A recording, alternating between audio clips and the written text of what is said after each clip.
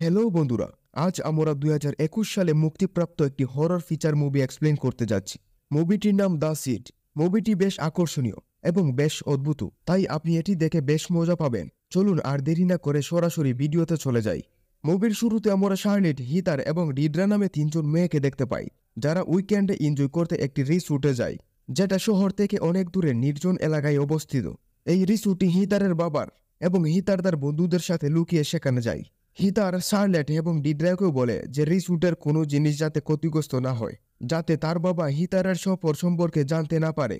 এখন ডিড্রা একজন social media influencer এবং রিসোর্টে আসার সাথে সাথে সে তার অনুসারীদের জায়গাটি সম্পর্কে বলতে শুরু করে। তারপর ডিড্রা শার্লেট সম্পর্কে সবাইকে বলে যে শার্লেট একজন সাধারণ মেয়ে। আসলে ডিড্রা এতটাই বস্তুগত ছিল যে শার্লেট পুরনো ফোন ব্যবহার করার জন্য সে তাকে নিয়ে মজা করে। আসলে ব্যাপারটা এমন ছিল যে এই লোকেরা এখানে একটি বিশেষ কারণে এসেছিল, যেখানে আজ একটি মিটি অ্যান্ড শাওয়ার হতে চলেছে, যা দেখতে শার্লেট, ডিড্রা এবং হেতার খুব উত্তেজিত ছিল। এখন রিসোর্টে আসার পর শার্লেট, ডিড্রা এবং হেতার অনেক এনজয় করে। তারপর রাতে শার্লেট এবং হেতার মিটি শাওয়ার দেখে খুব মজা করছিল। কিন্তু অন্যদিকে ডিড্রা খুব বিরক্ত, কারণ সে তার ফোন ব্যবহার করতে পারছিল না, কারণ ফোনের সমস্ত সিগন্যাল চলে গেছে, যার কারণে ডিড্রা তার ফ্যানের সাথে সংযোগ করতে পারছিলেন না এবং এখানে হওয়া শাওয়ারটিও দেখাতে পারেনি। যেমন আমি আপনাকে বলেছিলাম যে তিনি খুব বৈষয়িক ছিলেন এবং বিশ্বকে দেখাতে অভ্যস্ত ছিলেন। তারপর একজন অডিয়েন্স হিসাবে আমরা লক্ষ্য করতে পারি এটি স্বাভাবিকের থেকে খুব আলাদা ছিল। এখন এই জিনিসটি দেখার পরে শার্লেট, ডিড্রা এবং হেতার আবার ড্রিঙ্ক করে এবং এনজয় করতে শুরু করেন। তারপরে হঠাৎ করেই সেই রিসোর্টের পুলে আকাশ থেকে কিছু পড়ে যায়। এটা দেখে সবাই খুব ভয় পেয়ে যায়। শার্লেট, হেতার এবং ডিড্রা যখন সেই অদ্ভুত জিনিসটি দেখতে এগিয়ে যান, তখন জিনিসটি একটি বড় পাথরের মতো দেখায়, যেখান থেকে কিছু কালো তরল পদার্থ বের হচ্ছিল। এখন এটা দেখে হেতারের খুব মন খারাপ হয়ে যায়, কারণ ওই জিনিস থেকে যে কালো তরল বের হচ্ছিল তা সুইমিং পুলের পানিকে দূষিত করছে, যার কারণে তার বাবা তার উপর খুব রেগে যেতেন, কারণ সে না জানিয়ে এখানে এসেছে। তারপর হেতার সেই জিনিসটি সেখান থেকে সরানোর জন্য ডিড্রার কাছে সাহায্য চায়। তারপর সবাই মিলে সেই অদ্ভুত জিনিসটা জল থেকে তুলে নেয়। সেই জিনিসটা দেখে শার্লেট, ডিড্রা এবং হেতার মনে করে এটা হয়তো কোনো মিটিরের একটি অংশ। কিন্তু তারপর সেই অদ্ভুত জিনিস থেকে একটা খুব বাজে গন্ধ আসতে শুরু করে, যার প্রতি ডেডরা বলেছেন যে অদ্ভুত জিনিসটি মল ত্যাগ ছাড়া আর কিছুই নয়, অর্থাৎ মল বিমান থেকে নিক্ষিপ্ত হয়। কিন্তু হেতার এবং শার্লেট ডিড্রার কথাকে গুরুত্বের সাথে নেয় না। তারপর শার্লেট, ডিড্রা হেতারকে বলে যে হয়তো সেই অদ্ভুত জিনিস শিশু আর্মডিল হবে, কারণ দেখতে ঠিক একই রকম। কিন্তু ততক্ষণ পর্যন্ত তারা ওই অদ্ভুত জিনিসটা সেখানে রেখে নিজ নিজ করে চলে যায়। এখন এতারের মন খারাপ ছিল যে এই অদ্ভুত জিনিসটি তার বাবার পুলকে নোংরা করেছে এবং তার বাবা যখন এটি জানতে পারবে তখন তার খুব খারাপ লাগবে। এখন রুমে যাওয়ার পর শার্লেট, ডিড্রা এবং হেতার আবার ড্রিঙ্ক করে এবং ড্রিঙ্ক করার সময় শার্লেট একটি বই থেকে আর্মডিলু সম্পর্কে জানার চেষ্টা করে। ড্রিঙ্ক করার পরে সবাই ঘুমাতে যায়, কিন্তু শার্লেট কিছুক্ষণ বই পড়তে থাকে।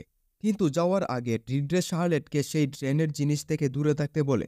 পরের দিন সকালে যখন শার্লেট এবং ডিড্রা তাদের মোবাইল চেক করে, তারা অবাক হয়ে যায়, কারণ তাদের কোনো মোবাইল নেটওয়ার্কে কাজ করছে না, যা খুবই অদ্ভুত ব্যাপার। এখন সব কিছু দেখার পরে শার্লেট, ডিড্রা এবং হেতারকে বলে যে নেটওয়ার্কের কারণে তাদের মোবাইলগুলি কাজ করছে না। এটা করছে না কারণ রাতে মিটি ও শাওয়ার হয়েছিল, যার কারণে সেখানে ম্যাগনেটিক লেভেল অনেক বেড়ে যায়। হেতার ও ডিড্রা তেমন সাড়া দেয় না। এখন কথা বলার সময় শার্লেট, হেতার আর ডিড্রাকে রাতে পাওয়া অদ্ভুত জিনিসের কথা মনে করিয়ে দেয় এবং তারপর যখন তারা সেই অদ্ভুত জিনিসটি পরীক্ষা করতে যায়, তখন সেই অদ্ভুত জিনিসটি তার জায়গায় ছিল না এবং এই দেখে শার্লেট, হেতার এবং ডিড্রা বেশ হতবাক হয়ে যায়। এখন এই তিনজন মনে করে যে হয়তো কোনো জঙ্গলি জানোয়ার সে জিনিসটি নিয়ে গেছে এবং এই তিনজনকে অনুসরণ করতে করতে রিসোর্টের বাগানে পৌঁছে গেছেন, যেখানে তারা সেই অদ্ভুত জিনিসটি খুঁজে পেয়েছে। এখন এখানে এসে সেই তিনজন জানতে পারে যে জিনিসটি যাই হোক না কেন এটি জীবিত এবং এখন এটি এলিয়েনের মতো দেখায়। ডিড্রা এখানে অদ্ভুত জিনিসটির সাথে সে কথা বলার চেষ্টা করে, কিন্তু তারপর ব্রেড নামে একটি ইয়াং ছেলে সেখানে আসেন, যিনি একই রিসোর্টের মালি ছিলেন। ডিড্রা তখন শার্লেট এবং হিতারকে ব্রেডের কাছে সাহায্য চেতে বলে। এই কথা শোনার পর হেতার ব্রেডকে তাকে সাহায্য করতে বলে, সেখান থেকে জিনিসটি তুলে নিতে বলে, কিন্তু ব্রেড সরাসরি তা করতে অস্বীকার করেছেন। তারপর হেতার এই কাজটি করানোর জন্য সে ব্রেডকে কিছু টাকার প্রস্তাব দেয়, যার উপর ব্রেড টাকার সাথে একটি কিস চায় এবং শার্লেট ব্রেডকে কিস করার জন্য রেডি হয়ে যায়। যখন শার্লেট ব্রেডকে কিস করেন তখন তিনি খুব বিশেষ কিছু অনুভব করেন, কারণ এটি ছিল শার্লেটের প্রথম কিস। এবং এরপরে ব্রেড সেই প্রাণীটিকে সেখান থেকে সরিয়ে দেওয়ার কাজ করতে প্রস্তুত হন। তারপর ব্রেড সেই অদ্ভুত জিনিসটি সেখান থেকে সরানোর চেষ্টা শুরু করে, কিন্তু ব্রেড সেই প্রাণীটিকে সরিয়ে দেওয়ার জন্য এগিয়ে যাওয়ার সাথে সাথে প্রাণীটি খুব জোরে চিৎকার করতে শুরু করে, যার কারণে ব্রেড ভয়ে সেখান থেকে পালিয়ে যায়। তার মানে এখানে ব্রেড টাকা নিয়ে চুমু খেলেও কাজ করতে পারেনি। এখন ব্রেড সেখান থেকে পালিয়ে যাওয়ার পরে এই তিনজন নিজেরাই সেই প্রাণীটিকে সেখান থেকে সরিয়ে দেওয়ার চেষ্টা করে। তারা যখন প্রাণীটিকে উঠানোর চেষ্টা করে তারা তিনজন তা করতে পারে না, কারণ এটি খুব ভারী এবং ঘন, যার কারণে এমনকি তারা তিনজন মিলেও এটিকে সেখান থেকে সরাতে পারে না। এত কিছুর পরে তারা তিনজন সেখানে প্রাণীটিকে ছেড়ে যাওয়ার সিদ্ধান্ত নেয় এবং আবার তাদের উইকেন্ড উপভোগ করতে শুরু করে।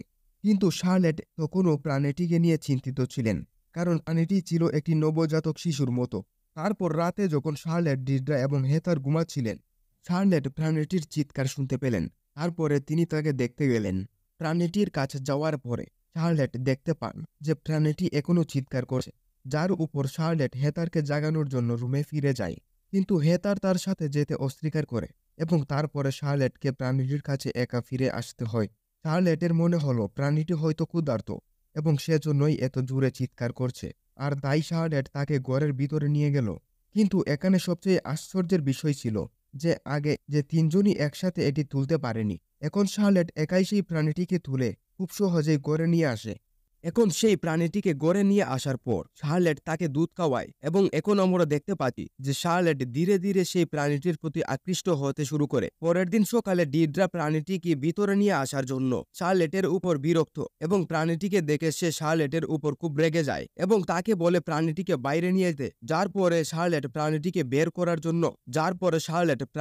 ঘর থেকে বের করার জন্য এগিয়ে যায়, তবে প্রাণীটি খুব জোরে চিৎকার করে, যার কারণে শার্লেট প্রাণীটিকে ঘর থেকে বের করতে পারছে না। এখন এই সব দেখে ডিড্রা শার্লেটের উপর আরো রেগে যায় এবং শার্লেটকে শহরে যেতে হবে এনিমেল ক্যাসারকে নিয়ে আসার জন্য এবং তাদের সমস্ত সমস্যা সমাধান করতে বলে। তারপরে হেথার সিদ্ধান্ত নেয় যে সেই এবং শার্লেট তার বাবার একটি ছোট গাড়িতে তাদের প্রতিবেশী এডনার কাছে যাবে এবং শহরে যাওয়ার জন্য সাহায্য চাইবে। তারপর শার্লেট এবং হেথার দুজনেই এডনার কাছে যাওয়ার জন্য চলে যায়। অন্যদিকে ডিড্রা রিসোর্টে একা ছিল এবং ঘুমানোর চেষ্টা করে, কিন্তু সেই প্রাণীর শব্দে সে ঘুমাতে পারছে না। এখন সে এই প্রাণীর প্রতি বিরক্ত এবং ভয় পেয়েছে এবং সেই প্রাণীটিকে রেড প্রয়োজন, মানে লাল বিষ দিয়ে হত্যা করার কথা ভাবছেন। কিন্তু ডিড্রা যখন প্রাণীটিকে হত্যা করতে এগিয়ে যায় তখন সেই কাজটি তিনি ডিড্রাকে সম্মোহিত করেন এবং দৃশ্যটি সেখানেই কেটে যায়। তারপর আমরা হিতার এবং শার্লেটকে এডনার কেবিনের কাছে দেখি, যেখানে হিতার এবং শার্লেট কাকে খুঁজে পায় না। তারপর তারা গত রাতে মিটিয়ার শাওয়ার সম্পর্কে করা গবেষণাপত্র খুঁজে পায়। তার মানে এডনা সেই অদ্ভুত মিটি শাওয়ার নিয়ে গবেষণা করছিল, কিন্তু শার্লেট এবং হিতার সেই গবেষণাপত্রের কিছুই বোঝে না। তাই তারা রিসোর্টে ফিরে আসে। শার্লেট এবং হিতার যখন রিসোর্টে ফিরে আসে তখন তারা ডিড্রার আচরণকে খুব অদ্ভুত বলে মনে করেন, যেন ডিরা আগের চেয়ে অনেক বেশি রিল্যাক্স হয়ে গেছে এবং এখন সেই প্রাণীটির সেখানে তাকা নিয়ে ডিড্রার কোনো সমস্যা নেই, যা দেখে শার্লেট এবং হিতার খুব অবাক হয়। ডিড্রার ধীরে ধীরে অদ্ভুত পরিবর্তন এসেছে। সে আগের চেয়ে বেশি খাওয়া শুরু করেছিল। খাওয়ার পরেই ডিড্রা ব্যায়াম শুরু করেছিল। তিনি এত ব্যায়াম করেন যে ব্যায়াম করতে করতে সকাল থেকে সন্ধ্যা হয়ে গেছে। তারপর সেই রাতে সবাই যখন ঘুমাচ্ছে তখন হিতার ডিড্রার শব্দ শুনতে পায়। শব্দ শুনে হিতার ডিড্রাকে দেখতে যায়, কিন্তু ডিড্রার ঘরে পৌঁছে হিতার চমকে যায়। হিতার দেখেন যে ডিড্রার সেই প্রাণীটির সাথে খুব আবেগের সাথে ইন্টিমেট হচ্ছিল। প্রাণীটির সমস্ত শরীর অনেক বড় হয়ে গেছে, যা দেখে হায়দার ভয় পেয়ে যায়। কিন্তু হায়দার সেই প্রাণীটির দিকে তাকালেই সে কিছু অদ্ভুত লাইটের ভিজুয়াল দেখতে পায় এবং তারপর হিতারও সেই প্রাণীটির সাথে ইন্টিমেট হতে শুরু করে। মূলত প্রাণীটি হিতারকে ডিড্রার মতোই সম্মোহিত করেছিল এবং এর কারণেই হিতারও ডিড্রার মতোই সেই প্রাণীর সাথে ইন্টিমেট হতে শুরু করে। এখন যখন হিতার সেই প্রাণীটির সাথে ইন্টিমেট হচ্ছে, সে অনেক ভিজুয়াল দেখেছে, যার মধ্যে হিতার ডিড্রার সাথে একটি এলিয়েন প্রাণীটির সাথে ইন্টিমেট হতে দেখেছে এবং পরে হিতার নিজেও সেই এলিয়েন প্রাণীটির সাথে ইন্টিমেট হওয়ার দৃশ্যগুলি লক্ষ্য করেছে। এছাড়া তিনি অনেক অদ্ভুত লাইট লিখেছিলেন। তারপর পরের দিন শার্লেট হেতারের সাথেও কিছু পরিবর্তন লক্ষ্য করে। এখন হেতার ও ডিড্রা দুজনে ওই জায়গা থেকে ফিরে যেতে রাজি ছিল না। এবং তারা এলিয়েন প্রাণীটিকে সেখান থেকে বের করতে চায়নি। এই কথা শুনে শার্লেট খুব অবাক হয়। শার্লেট তাদের দুজনকে বুঝিয়ে দেয় যে তার পরের দিন অফিস আছে এবং যদি সে সেখানে না যায় তবে সে চাকরি হারাবে। কিন্তু ডিড্রা এবং হেথার শার্লেটের কথার জবাব দেয় না। হেথার ও ডিড্রার কথা শোনার পর শার্লেট রাগ করে সেখান থেকে হেথারের বাবার ছোট গাড়ি নিয়ে এডনার কাছে যাওয়ার জন্য চলে যায়, যাতে সে এডনার ট্রাক নিয়ে শহরে ফিরে যেতে পারে। এখন শার্লেট যখন এডনার কেবিনে যায় তখন সে এডনার মিটি ও শাওয়ারে করা গবেষণাপত্রের ভিতরে সেই প্রাণীটির একটি স্কেচ দেখে, যেখানে শার্লেট জানতে পারে যে প্রাণীটি আসলে একটি এলিয়েন এবং সেই প্রাণীটি মিটি ও শাওয়ার থেকে সেখানে এসেছিল। এইসব দেখে সে খুব অবাক হয় এবং তারপরে সে একটি দেয়ালের ভিতরে একটি বন্দুকের ফায়ার গর্ত দেখতে পায়। এবং যখন শার্লেট বাইরে গিয়ে তাকায় সে এডনারের মৃতদেহ দেখে এবং এটি দেখে সে খুব ভয় পেয়ে যায় এবং সে তার বন্ধুদের কাছে ফিরে যায়। এখন আমরা রিসোর্টের ভিতরে হেথার এবং ডিড্রার আচরণের আরও পরিবর্তন দেখতে পাই, যেখানে ডিড্রা সুইমিং পুলের ভিতরে খুব অদ্ভুত আচরণ করছিল। অন্যদিকে হেথার কাঁচা ডিম খেতে শুরু করে। হেথার এবং ডিড্রার কাছে ফিরে আসার পরে শার্লেট তাদের এডনা এবং সেই প্রাণীর বাস্তবতা সম্পর্কে সচেতন করে, কিন্তু ডিড্রা এবং হেথার শার্লেটের কথা শুনেন না, যা দেখে শার্লেট সেই এলিয়েন প্রাণীটির উপর রেগে যান, কারণ শার্লেট মনে করে যে সে এই সমস্ত কিছুর কারণ। তারপর শার্লেট সেই এলিয়েন প্রাণীটিকে হত্যা করতে যায়। যখন সে এলিয়েনের কাছে যায় তখন সেই এলিয়েন শার্লেটকে প্রলুব্ধ করতে শুরু করে এবং শার্লেটও এতারের মতো অদ্ভুত কিছু দেখতে পায়, যাতে সে অনেক স্পর্শিভ দেখে। কিন্তু কিছুক্ষণের মধ্যে শার্লেটের জ্ঞান ফিরে আসে এবং সে সেখান থেকে চলে যেতে শুরু করে। তারপর শার্লেট হেথার এবং ডিড্রার কাছে যায় এবং জিজ্ঞাসা করে তাদের সেই এলিয়েন প্রাণী সম্পর্কে, যার উপর ডিড্রা শার্লেটকে বলে যে সেই এলিয়েন প্রাণীটি তার এবং হেথারের জন্য খুব স্পেশাল। এখন যখন এলিয়েনের সাথে ইন্টিমেট হওয়ার পর থেকে তারা খুব স্পেশাল ফিল করছে, কিন্তু এখানে শার্লেট ডিড্রাকে পুলিশ রাখতে বলে যাতে সে এলিয়েন প্রাণীটিকে ধরে সে সেখান থেকে নিয়ে যেতে পারে। কিন্তু ডিড্রা শার্লেট কথা শুনে না এবং শার্লেটের উপর রেগে যায়। কিন্তু তারপর হিতার দেখে যে ডিড্রার পেট বড় হয়ে যাচ্ছে, যা দেখে হিতার খুব ভয় পেয়ে যায় এবং একই সাথে হিতারের সাথেও একই ঘটনা ঘটতে থাকে। এখন হিতার আর ডিড্রার পেট অনেক বড় হয়ে গেছে আর সেই সাথে তাদের মুখ ও চোখ থেকে এক ধরনের কালো তরল বের হতে শুরু করছে, যা থেকে ডিড্রা আর ইতারের খুব ব্যথা হচ্ছে। এইসব দেখে শার্লেট খুব ভয় পেয়ে যায় এবং এরপরে শার্লেট এলিয়েন প্রাণীটিকে মারতে যায়। কিন্তু ডিড্রা এবং হিতার এলিয়েন প্রাণীটিকে বাঁচানোর জন্য সে শার্টের উপর আক্রমণ করে, যার কারণে শার্লেট অজ্ঞান হয়ে যায়। যার অর্থ এই যে এমন পরিস্থিতিতেও তিনি প্রাণীটিকে বাঁচাতে চেয়েছিলেন, যার অর্থ তার কতটা শক্তি ছিল, তার সম্মুখীন কতটা ছিল আপনি কল্পনা করতে পারবেন না। এখন শার্লেট তনায় ফিরে এসেছে। এলিয়েন প্রাণীটি শার্লেটের কাছে আবার আসে। তখন এলিয়েন প্রাণীটি আবার শার্লেটকে কিছু দেখায়, যেখানে শার্লেট দেখেন যে এলিয়েন প্রাণীটি ডিড্রা এবং হিতারকে ব্যবহার করেছিল যাতে তাদের সাহায্যে সে অন্যান্য এলিয়েনদের বংশবিস্তার করতে পারে এবং পুরো পৃথিবী দখল করতে পারে। এখন শার্লেট এইসব দেখে খুব রেগে যায় এবং সে বেটের সাহায্যে এলিয়েন প্রাণীটিকে হত্যা করে। শার্লেট এখন বুঝতে পারে যে সে যদি এখন তার বন্ধুদের হত্যা না করে তাহলে ইতার এবং ডিড্রা অনেক বাচ্চা এলিয়েন জন্ম দেবে, যার পরে সেই সমস্ত এলিয়েনরা পুরো পৃথিবী দখল করতে পারে। অর্থাৎ যদি একটি এলিয়েন এটি করে তাহলে কল্পনা করুন যদি আরও এলিয়েন হয়, তাহলে এর কারণে সেখানে আরও এলিয়েন জন্ম নেবে, তারা মহিলাদের সাথে এন্টিমেন্ট হবে এবং তাদের সংখ্যা বাড়তে থাকবে। এজন্য শার্লেট এখন তার নিজের বন্ধুদের হত্যা করার জন্য বের হয়ে যায়। প্রথমে শার্লেট এতারকে একটি গাড়ি দিয়ে আঘাত করে, যার ফলে হিতার নিচে পড়ে যায়, কিন্তু হিতার আবার শার্লেটকে আক্রমণ করে, কিন্তু সে ব্যাট দিয়ে ইতারের মাথায় আঘাত করে, যার ফলে ইতারের মৃত্যু হয়। তারপর শার্লেট দেখে ডিড্রা দৌড়ে পালিয়ে যেতে শুরু করে, কিন্তু শার্লেটের গাড়ি স্টার্ট হয় না। তারপর শার্লেট তাকে মারার জন্য তার পিছনে দৌড়ায়, কিন্তু ডিড্রা উল্টা শার্লেটকে আক্রমণ শুরু করে। তারপর সেখানে একটি কাউবয় আসে যে ডিড্রা এবং শার্লেটকে মারামারি করতে। এখন কাউবয় অনুভব করলো যে শার্লেট ডিড্রাকে মেরে ফেলতে চাইছে, তাই সে শার্লেটের কাঁধে গুলি করে, যার কারণে সে অজ্ঞান হয়ে যায়।